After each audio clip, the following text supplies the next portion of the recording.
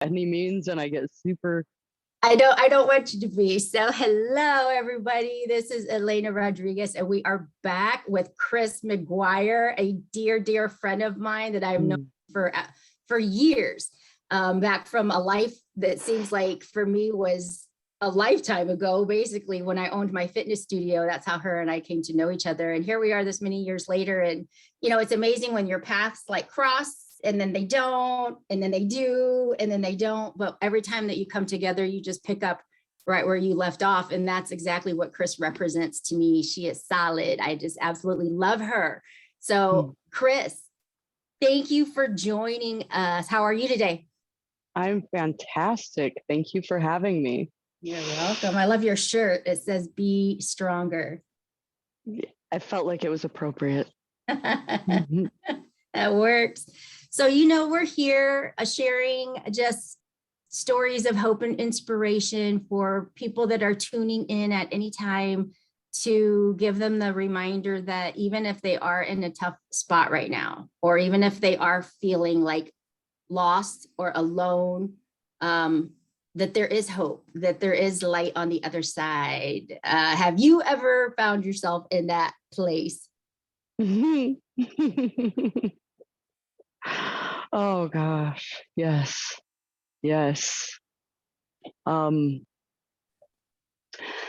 Probably the lowest point was about 8 years ago,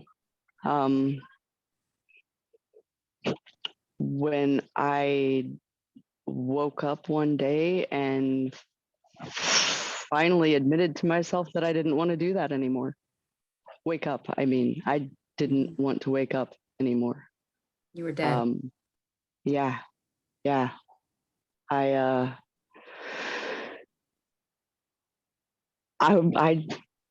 wasn't I had no desire to continue at all. And even with two small children who depended on me and I love with my whole heart, I was so low. I remember I was laying face down on the floor in a puddle of my own tears. And I just started talking to God and said, it was not a nice conversation. Hey, and that's like, okay. People need to know that that's okay. I was like, look, you tell me what to do, give me something to do, or bring me home now. I'm not moving from this spot unless you move me. And I was dead serious. I was going to lay there and starve to death. I didn't care. I didn't care. And I swear I received an answer to that that was like, you are doing what you're supposed to be doing just by being and doing what you're doing. And I'm like, you're like, that's not the answer I wanted. no, tell me what to do. Like here is your purpose. No, I need direction. I need something. And no, just stay alive. Just stay alive. I love you. Just stay alive. And I was like, that's not comforting at all. It didn't bring me comfort, even though I felt God answering me. It was like, no, I want to come home. You don't understand. I want to come home. And there was some more to it, but I don't remember, because the highlights, the pieces that really stuck out were like when I was finally like, and I was still angry about it. I was like, fine, you want me alive? You keep me alive. And the answer that came was, didn't I say I would? Wow. And oh, guys, just got goosebumps again. Yeah, I love it.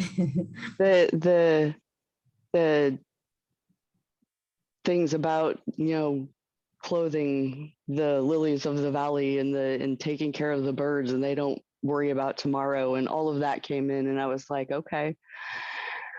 And I stepped onto this path that I couldn't even see. And I mean, I even still, with some lack of faith there, prepared to be homeless. Like I gave away all of my things. I made arrangements for my kids to have somewhere to live if necessary. And I prepared to be homeless. I'm like, fine, you send me where you want me to go. And if that involves walking away from everything, I will. Now, Like, did you think walking away from everything, or like letting everything go, was that because in your mind, when you got to that point, you were prepared to like not even live anymore anyway? Or was it that you felt if you were taking this next step that he was telling you to take that was completely unknown, that you just had to take it alone with like nothing? Like at what point did you start getting that desire to just get rid of stuff? Oh, I love that question. Or did it just happen? Like, do you have? Well, I think that like I was prepared to die when I laid there and said, give me my purpose or bring me home. I was prepared to die. And so it was both coming from a space of how do I, like, the main thing was, I'm going to take this next step and I need to be able to release these things. However, it was also, there was this part of me that, like, so it was an act of faith, but also I didn't think that God would provide me with all the extras. Like, okay, God will keep me alive, sure. But God isn't going to buy me razor blades to shave my legs, because that's not a necessity. God's not going to provide me with my tobacco addiction paraphernalia. Like, Yeah. I didn't expect to have all the trimmings. And so I thought, okay, maybe he'll provide shelter, but it's not going to be shelter that can hold all of my furniture. And I thought I might be living in my car. Like, it was so part despair, part faith, part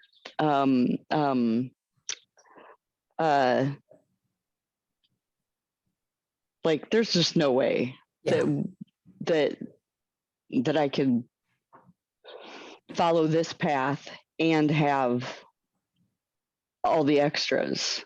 So, but it was also that thought of like, if you think back in the day, that idea that Jesus would show up and be like, follow me. And like, it was that simple. Would you do it? Would you do it? Would you be like, oh, first I need to take care of these things. Just hold up a minute. I'll be right with you.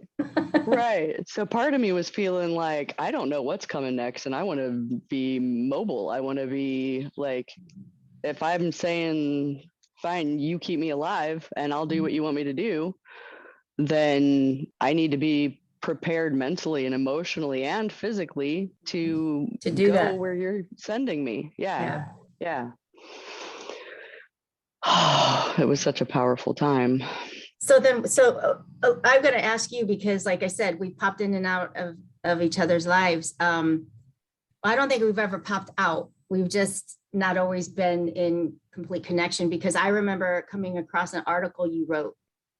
You wrote an article, and I don't know if it published or if you posted it or how I came across it. And I just remember reading it, because I wasn't even writing at that time. I don't think I was writing. And I remember reading it like, oh my gosh, like if it hasn't published, we're getting that sucker published, because people need, like, that touched me massively. I remember where I was sitting. I remember what I was like. I literally can remember what was happening in my life when I came across that article of yours that you wrote. And it was beautiful. So was that after or was that before? That was in the time that followed that thing. Okay. So in processing that shift Okay. and trying to, okay, I want to unload all the stuff that is just attached itself to me over the years. Like, okay, I hold this belief because of these experiences, but it was sincerely like a born again kind of moment. Like, I need to start with a factory reset and see what's really me, what pieces belong here and which ones I've like used to paint a facade so that I would feel socially accepted and not so weird because Yeah. Well, and I have to just share with you too, the word reset. This is the third time out of the past 3 people I've spoken with that have had to pre-record that the word reset come up. And the way that the one explained it was, we'll reset our laptops, or we'll reset our phones, or we'll reset all the things that get bombarded with programming because it doesn't function, as fast or as good, or things start popping up. So we'll reset everything that we use, but we don't ever think to reset ourselves until we've already begun breaking down. Yes.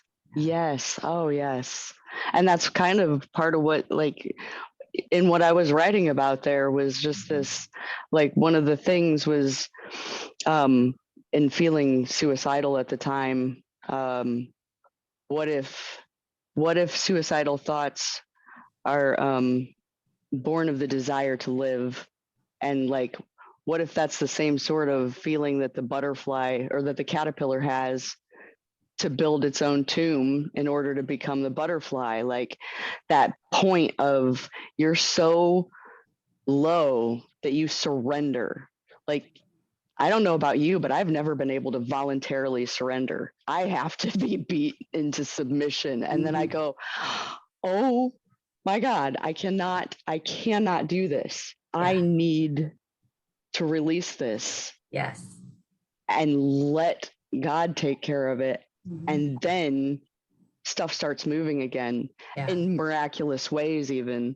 Yeah. No, I agree with you on that one. Like after my husband died, and then, everything that unfolded after that, if I felt like that's where I got to that point where I'm just like, okay, I'm like Rocky in the ring and I keep getting beat down. I'm going to keep standing up. But at some point it was just like, I'll keep taking the hits, but I'm done, like I'm done. But for me, and I don't know, how you carry it now forward, but that moment of surrender, realizing how well I was taken care of, better than I would have been able to take care of myself.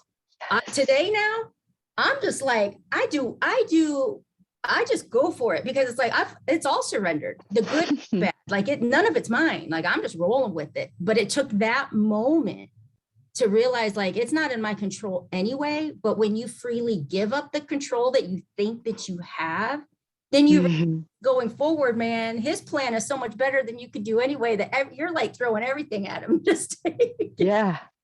Yes. It's beautiful. I always think of when you're like in water and you're like struggling to keep your head above water, and you're like dog paddling or trying to swim, but you're getting exhausted and you're just trying so hard.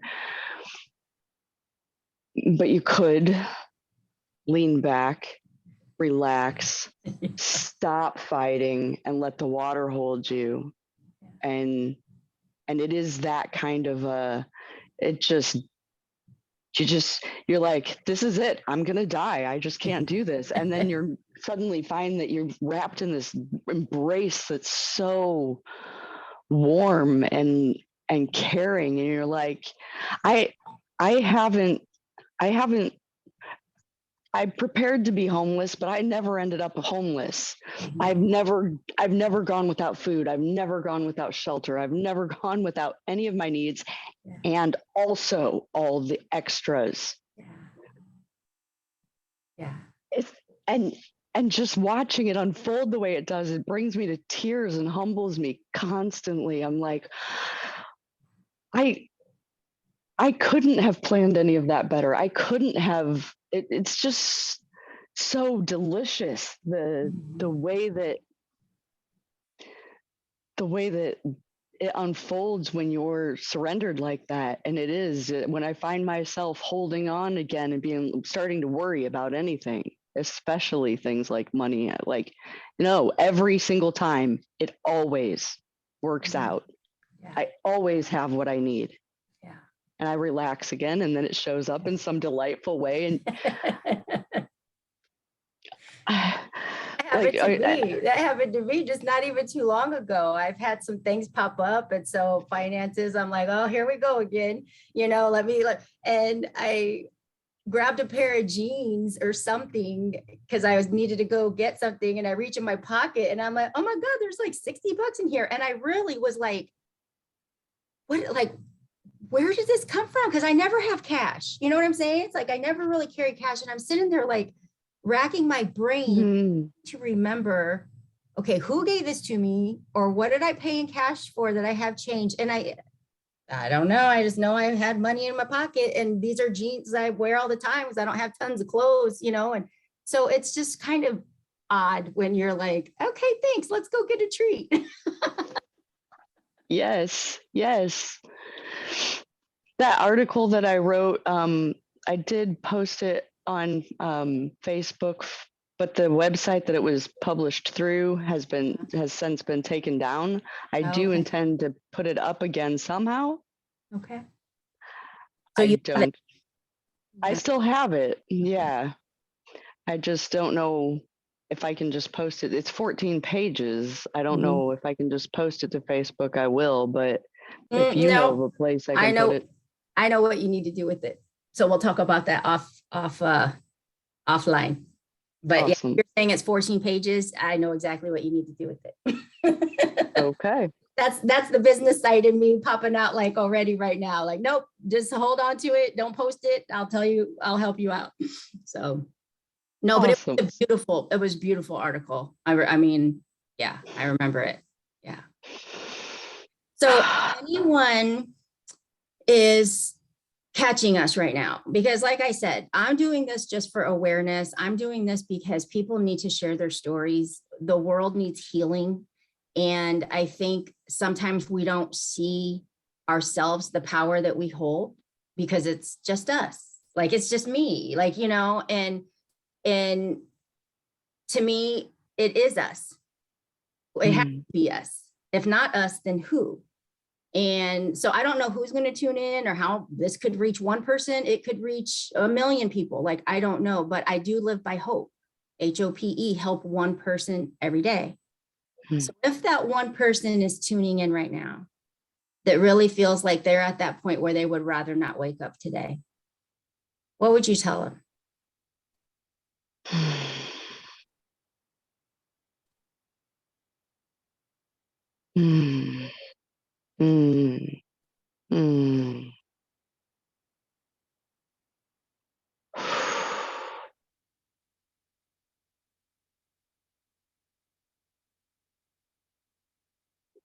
Oh, I know that feeling. There's a lot of people that know that feeling.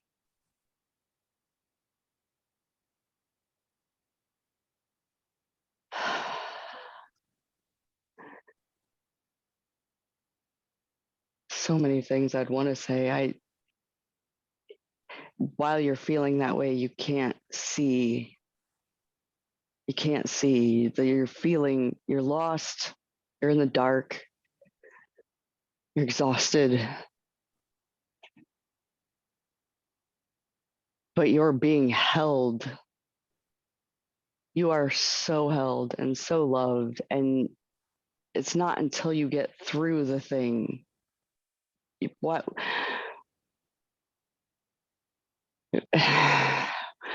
Our struggles make us strong or show us how strong we are.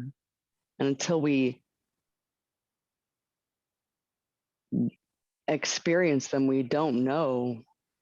I mean, we don't remember what it was like learning to walk. But that was a struggle. And it's like that with every step that along the way, you're leveling up as you go. And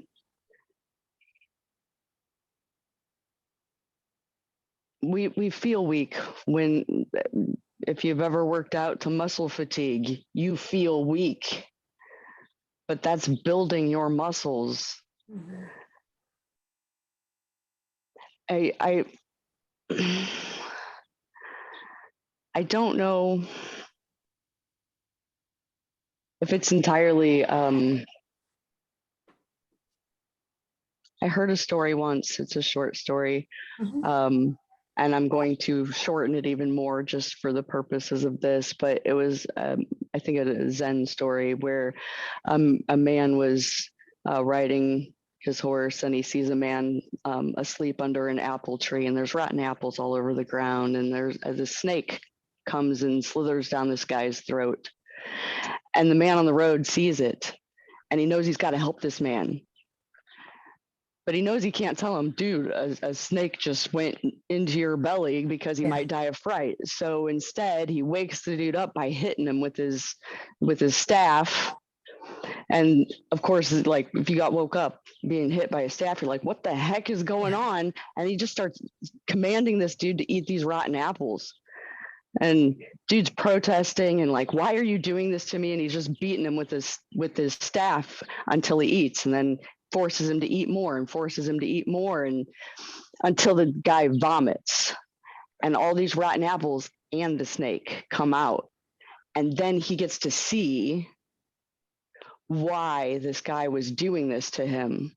He was saving his life, but until after the fact, he couldn't understand what was happening. And I feel like that's what happens when we're in the middle of getting beat to death by life. It sounds trite and it sounds flippant or whatever to be like, oh, well, your struggles are just strengthening you. But no, deeply, that's true. And after you've been through it, you can look back and go, oh, wow.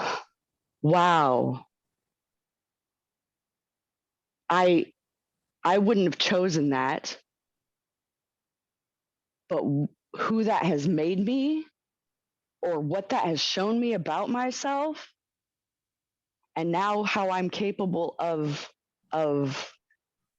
having compassion for others who are going through that, and being able to uplift them, and even knowing next time I experience something like this, to not automatically assume that this is bad, because it's not.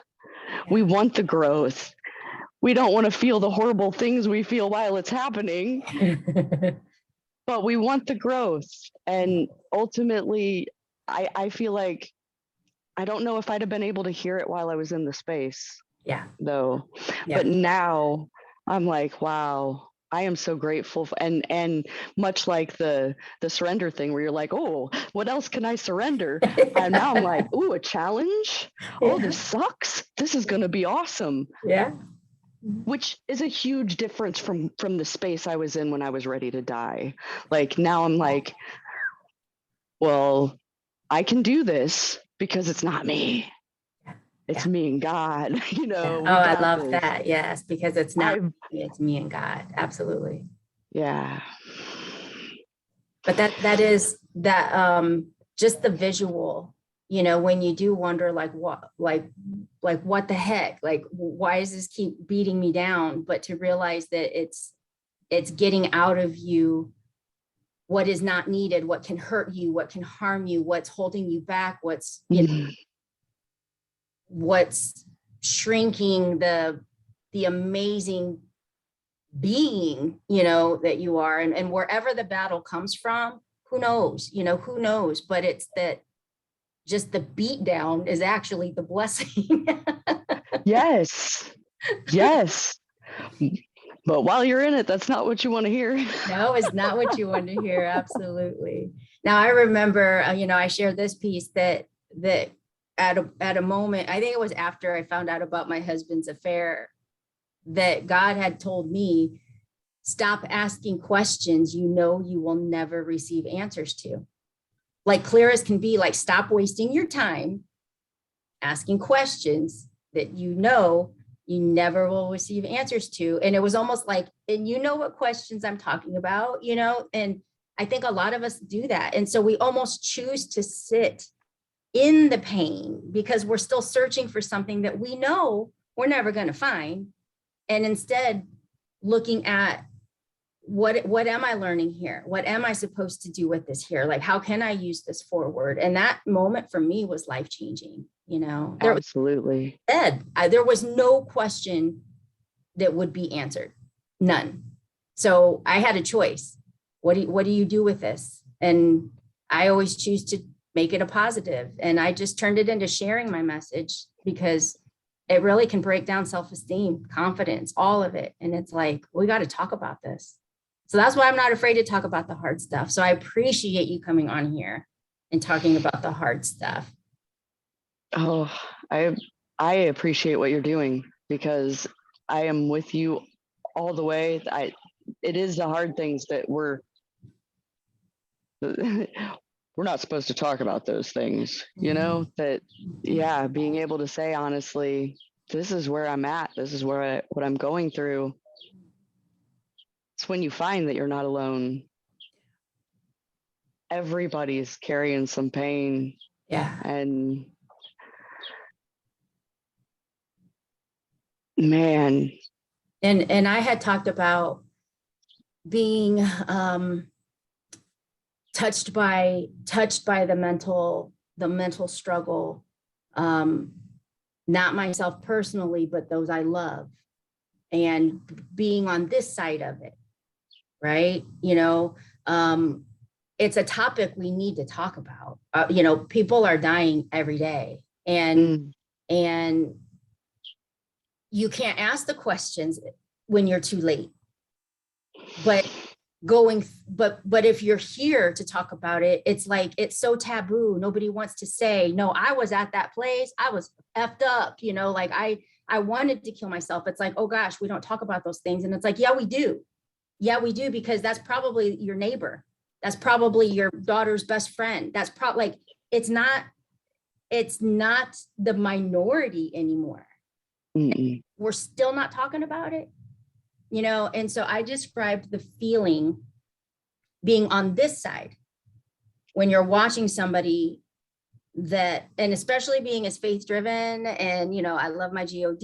And when you can't make someone believe, you can't push it in your own time. It's got to be, it's their journey, right? Just because you love them, you can't save them. And I described it, I don't know if it's one of my speeches or something, but like you're on a boat, you know, and sun is shining, music's playing, like it's a good day, and everything is like, sun is warm and the water's glistening and it's just like gorgeous. And all of a sudden that person just like jumps overboard, and you're caught off guard, like what the heck is happening? And no matter how many life vests and inner tubes and rope and all the stuff that you're throwing to save them, if they're sitting in that water like this, just hoping to sink, you can't make them grab it. You can't make them catch on to hang on. And it's I think we need to try to, we may never fully understand where each of us is at in that time, but we can respect that this is where we are. And there's no shame, there's no blame, but it's hard. And I think just talking about it is helping. Yes, talking about it honestly without all the sugarcoating and oh, well, just, you know, seek help. Just, you know, think positive. Which Well, why didn't I think of that? Right? exactly. Like we've tried. And if I can't just come to you and be like, this is how I'm feeling, I don't want to live anymore without you being like, well, what about your kids? No, sit with me. This is a feeling that I'm having and I can't just deny it. And that feeling like all I'm allowed to do socially is deny it. That makes it way heavier. Being able to talk honestly and understand that that's some valid stuff right there. Yeah. Yeah. Well, and the fact that nobody likes to be in pain. Nobody likes to be in pain. And I think if people understand that when you get to this point, you don't want to be there. It's not like you're saying like, yeah, I don't want to ever see my kids again. So let me just like, it's like, you don't want to be there. It's not your choice. It's a thing that is taking place. It's happening. It's real, but it's not like you're wanting to be in that place. And so if nobody's talking about it, how do you really get help? Like, I've tried to research help things, and the help out there is a joke. Like it is. You're not alone, or just reach out. And it's like, yeah, when you're reaching out to like dead end phone call, like the help, it's a joke. So it's like, well, we got to talk about this somehow, because nobody wants to be there. You find yourself there. So help me out, but nobody knows what to do because nobody's freaking talking about it, Yes. And that's I somewhat addressed that in the thing I wrote too. That, yes. Like, yes. we're all just,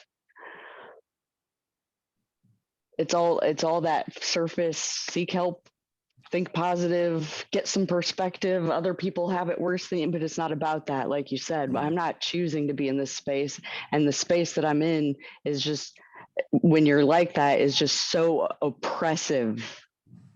It's just like, I cannot imagine trying to live for the next 40 years or so feeling like this. So yeah, being able to speak honestly on it, it is a conversation that needs to be had. And it's also given that it is a taboo subject, it even makes me nervous. The things I wrote in that are not soft. Mm-hmm. That's why I loved it. I'm like, there she is. That's that spirit that I fell in love with years ago. Yeah, absolutely. Well, we're going to start wrapping up, but the conversations, this is what the Christmas Widow represents. Okay. So for people that are just tuning in, ultimately, throughout the year, as we raise funds at Christmas time, we support newly widowed families. We will have a kids' Christmas party. I love Christmas. I became a widow on Christmas Eve. So that's ultimately the joy, the service, the give back. But we're really talking about the hard stuff. That's what we're here to represent. We're here to represent education, resources, opportunity to dig into those pain. I'm all about the pain.